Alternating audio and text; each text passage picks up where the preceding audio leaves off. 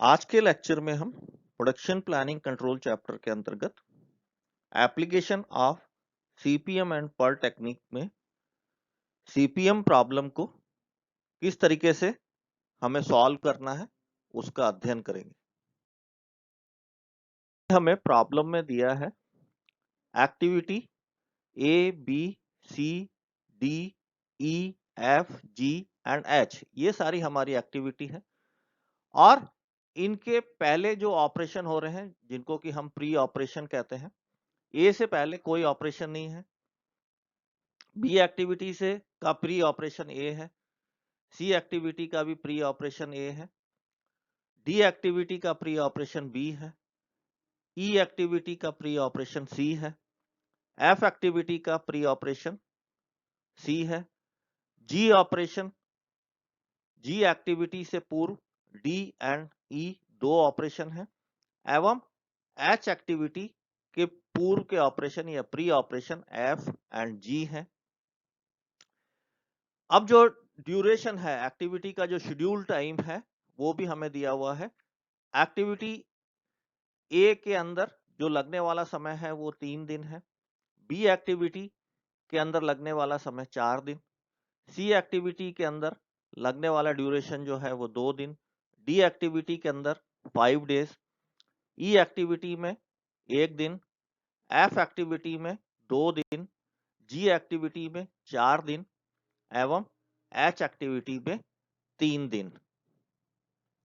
अब इस चार्ट के माध्यम से हम सबसे पहले इस प्रॉब्लम को सॉल्व करने से पूर्व हम नेटवर्क बनाएंगे। तो टेबल हमें पूर्व की स्लाइड में आपने देखी थी, उसकी मदद से हमने यहां पर एक नेटवर्क ड्रॉ किया है जिसमें ए से लेकर एच एक्टिविटीज हैं, उनको हमने सर्किल के माध्यम से मेंशन किया है एवं जो उसमें लगने वाला समय है या शेड्यूल टाइम है वो हमने उसके टॉप लेफ्ट कॉर्नर के ऊपर लिखा है। जैसे ए एक्टिविटी है उसमें लगने वाला समय 3 दिन, बी एक्टिविटी है उसमें लगने वाला समय 4 दिन, डी एक्टिविटी में 5 दिन, जी एक्टिविटी में 4 दिन, ई एक्टिविटी में 1 दिन, सी एक्टिविटी में 2 दिन, एफ एक्टिविटी में 2 दिन एवं एच एक्टिविटी में 3 दिन। अब सबसे पहले हम इसके अंदर उसका इस सभी एक्टिविटीज का अर्लीस्ट फिनिश टाइम ज्ञात करेंगे। अब देखिए ए एक्टिविटी जो है, ए एक्टिविटी के पूर्व में कोई भी ऑपरेशन नहीं है या ए एक्टिविटी से पूर्व कोई प्री ऑपरेशन नहीं है, तो जो ए एक्टिविटी है उसका जो शेड्यूल टाइम है वो ही उसका अर्लीस्ट फिनिश टाइम होगा। अर्थात ए एक्टिविटी का शेड्यूल टाइम जो है वो 3 दिन है, तो उसका अर्लीस्ट फिनिश टाइम भी 3 दिन हो गया। इसको हमने टॉप राइट कॉर्नर के ऊपर लिखा है और एक रेक्टेंगल के अंदर हमने उसको रख दिया है। तो ए एक्टिविटी का शेड्यूल टाइम 3 दिन है, तो इसका अर्लीस्ट फिनिश टाइम भी 3 दिन हो गया। तो हमने इसको ए एक्टिविटी के टॉप राइट कॉर्नर के ऊपर रेक्टेंगल के अंदर 3 दिन लिखा है। इसके पश्चात बी एक्टिविटी है। अब बी एक्टिविटी का जो हम अर्लीस्ट फिनिश टाइम ज्ञात करेंगे, तो बी एक्टिविटी का अर्लीस्ट फिनिश टाइम होगा earlier finish time of pre operation. अब बी एक्टिविटी के पहले वाला ऑपरेशन ए है, तो ए एक्टिविटी का अर्लियर फिनिश टाइम 3 दिन है और बी एक्टिविटी में लगने वाला समय या शेड्यूल टाइम जो 4 दिन है, तो 3 + 4 इज इक्वल टू 7, तो 7 दिन जो हो गया वो बी एक्टिविटी का अर्लियर फिनिश टाइम हो गया। इसी तरीके से अब डी एक्टिविटी है, डी एक्टिविटी के का प्री ऑपरेशन बी है, बी का earlier finish time 7 days and D activity का शेड्यूल टाइम 5 डेज, तो 7 + 5 इज इक्वल टू 12 डेज, तो डी एक्टिविटी का अर्लियर फिनिश टाइम 12 दिन हो गया। अभी हम दूसरे पाथ पे चलते हैं। सी एक्टिविटी से पूर्व वाली प्री ऑपरेशन है ए का अर्लियर फिनिश टाइम है 3 और सी एक्टिविटी का शेड्यूल टाइम है 2 दिन, तो 3 + 2 इज इक्वल टू 5 डेज जो है वो सी एक्टिविटी का अर्लियर फिनिश टाइम हो गया। अभी हम एफ एक्टिविटी का अर्लियर फिनिश टाइम ज्ञात करेंगे। एफ एक्टिविटी से पूर्व का ऑपरेशन सी है, सी ऑपरेशन का earlier finish time 5 days plus F activity का शेड्यूल टाइम 2 दिन, तो 5 + 2 = 7 डेज। तो 7 दिन जो है वो एफ एक्टिविटी का अर्लियर फिनिश टाइम हो गया, जो कि हमने उसके टॉप राइट कॉर्नर के ऊपर लिखा है। अब ई एक्टिविटी का हम अर्लियर फिनिश टाइम ज्ञात करेंगे। ई एक्टिविटी से पूर्व में जो ऑपरेशन है वो सी एक्टिविटी का अर्लियर फिनिश टाइम 5 डेज, और ई एक्टिविटी का शेड्यूल टाइम है 1 दिन, तो 5 + 1 = 6 डेज। अब देखिए, अब हमें जी एक्टिविटी का अर्लियर फिनिश टाइम निकालना है। अब जी एक्टिविटी से पूर्व में दो ऑपरेशन है, डी एंड ई। अब हम डी से जी के ऊपर रास्ते को देखते हैं या जी से डी वाले रास्ते को देखते हैं।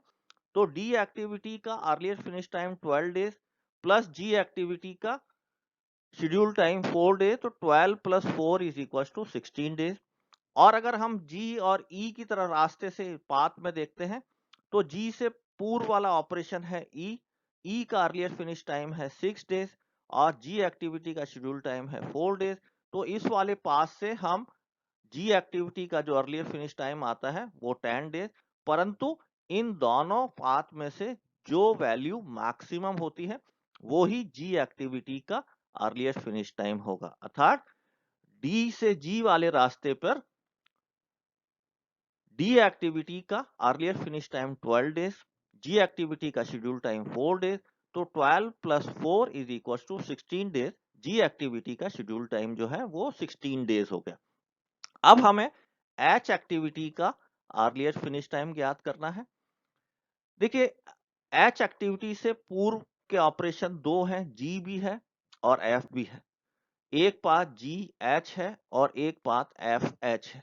तो जी एच वाले रास्ते से अगर एच का हम अर्लियर फिनिश टाइम निकालते हैं, तो earlier finish time of pre operation G = 16 days plus H का शेड्यूल टाइम 16 + 3 = 19 डेज या 19 दिन। और एक पाथ है एफ एच, एस से पूर्व में एफ ऑपरेशन है जिसका कि अर्लियर फिनिश टाइम है 7 डेज, और एच एक्टिविटी का शेड्यूल टाइम है 3 डेज। तो 7 + 3 = 10। तो एफ एच वाले रास्ते से एच एक्टिविटी का अर्लियर फिनिश टाइम हो रहा है 10 डेज, परंतु जी और एच वाले पास से एच एक्टिविटी का अर्लियर फिनिश टाइम जो हो रहा है वो है 19 डेज। अर्थात एच एक्टिविटी का इन दोनों में से जो वैल्यू मैक्सिमम है 19, एच एक्टिविटी का अर्लियर फिनिश टाइम 19 डेज, जो कि हमने टॉप राइट कॉर्नर के ऊपर लिखा है और उसको हमने रेक्टेंगल के अंदर एनक्लोज किया है। तो ये तो हो गया अर्लीस्ट फिनिश टाइम। अब हम लेटेस्ट फिनिश टाइम ज्ञात करेंगे। तो ये हम अब रिवर्स डायरेक्शन में चलेंगे। सबसे जो आखिरी वाला ऑपरेशन है वो एच है। तो जो एच का अर्लियर फिनिश टाइम है 19 डेज, वो ही उसका लेटेस्ट फिनिश टाइम होगा। अब एच एक्टिविटी का अर्लियर फिनिश टाइम है 19 डेज, तो एच एक्टिविटी का अर्लियर फिनिश टाइम हो गया 19 डेज। तो ये हमने बॉटम राइट कॉर्नर के ऊपर लिखा है और इसको ट्राइंगल के अंदर हमने एनक्लोज किया है। तो एच एक्टिविटी का जो लेटेस्ट फिनिश टाइम है वो हो गया 19 डेज। अब हम जी एक्टिविटी का लेटेस्ट फिनिश टाइम ज्ञात करेंगे। जी एक्टिविटी का जो लेटेस्ट फिनिश टाइम है वो है जी एक्टिविटी के बाद वाला ऑपरेशन है एच, इसका हो गया 19 दिन, और एच एक्टिविटी का शेड्यूल टाइम है 3 दिन। तो 19 - 3 = 16। तो जी एक्टिविटी का जो लेटेस्ट फिनिश टाइम है वो हो गया 16 डेज। अब हम एफ एक्टिविटी का लेटेस्ट फिनिश टाइम ज्ञात करेंगे। एफ एक्टिविटी का लेटेस्ट फिनिश टाइम है वो होगा एच एक्टिविटी का latest finish time minus schedule time of activity H. तो एच एक्टिविटी का लेटेस्ट फिनिश टाइम है 19 days minus schedule time 3 days, तो 19 - 3 = 16 डेज। अब हम ई एक्टिविटी का लेटेस्ट फिनिश टाइम ज्ञात करेंगे। ई एक्टिविटी का लेटेस्ट फिनिश टाइम होगा जी एक्टिविटी का latest finish time minus schedule time of activity G, 16 - 4 = 12। अब डी एक्टिविटी का लेटेस्ट फिनिश टाइम ज्ञात करेंगे। डी एक्टिविटी का latest finish time is equals to latest finish time of activity G is equals to 16 days minus schedule time of activity G 16 minus 4 is equals to 12 days. इसी तरीके से हम B activity का schedule time ज्ञात latest finish time ज्ञात करेंगे. B activity का latest finish time D activity का latest finish time minus schedule time of activity D. तो 12 माइनस 5 इज इक्वल टू 7. अब हम ए एक्टिविटी का हमें लेटेस्ट फिनिश टाइम ज्ञात करना है.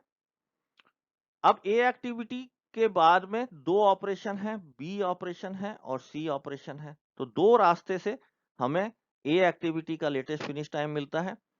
बी से ए वाले पाथ में ए एक्टिविटी का जो लेटेस्ट फिनिश टाइम है वो होगा latest finish time of activity B is equal to 7 minus schedule time of activity B is equal to 4 days. तो 7 माइनस 4 इज इक्वल टू 3 डेज. और अगर हम ए सी पाथ से ए एक्टिविटी का लेटेस्ट फिनिश टाइम ज्ञात करेंगे तो सी एक्टिविटी का latest finish time is equal to 11 days minus schedule time of activity C is equal to 2 days. तो 11 माइनस 2 इज इक्वल टू 9. परंतु latest finish time में activity ए का जो लेटेस्ट फिनिश टाइम होगा वो समय होगा जो इन दोनों में से मिनिमम होगा. अर्थात ए बी वाले पाथ से जब हम ए एक्टिविटी का लेटेस्ट फिनिश टाइम ज्ञात करते हैं तो हमें 7 माइनस 4 3 डेज मिलता है. परंतु सी ए पाथ से जब हम कैलकुलेट करते हैं तो 11 माइनस 2 9 डेज होता है. तो इन दोनों में से मिनिमम है 3 डेज. तो अर्थात ए एक्टिविटी का लेटेस्ट फिनिश टाइम जो है वो 3 दिन हो गया. अब जैसा कि आपको पूर्व में बताया गया था, जिन एक्टिविटीज के ऊपर अर्लीस्ट फिनिश टाइम और लेटेस्ट फिनिश टाइम दोनों बराबर होते हैं उनको हम क्रिटिकल पाथ कहते हैं. अर्थात ए एक्टिविटी के ऊपर अर्लीस्ट फिनिश टाइम और लेटेस्ट फिनिश टाइम दोनों की वैल्यू बराबर है. बी एक्टिविटी के ऊपर भी earliest finish time and latest finish time का वैल्यू बराबर है. डी एक्टिविटी के ऊपर भी earlier finish time 12 days and latest finish time 12 days ये बराबर है. जी एक्टिविटी के ऊपर 16 और लेटेस्ट फिनिश टाइम भी 16 एंड एच एक्टिविटी के ऊपर earlier finish time 19 and latest finish time also 19. तो A B D G H ये हमारा इस एक्टिविटी इस नेटवर्क के अंदर क्रिटिकल पाथ होगा. और मोर अटेंशन हमें क्रिटिकल पाथ के ऊपर ही देना है क्योंकि अगर इन क्रिटिकल पाथ के अंदर हमारा किसी भी एक्टिविटी को पूर्ण करने में अगर कुछ समय में बदलाव होता है, ज्यादा समय लगता है, तो हमारा ओवरऑल प्रोजेक्ट का ड्यूरेशन है वो चेंज हो जाता है. अतः हमें A B D G and H इस पाथ के ऊपर ज्यादा ध्यान देना है.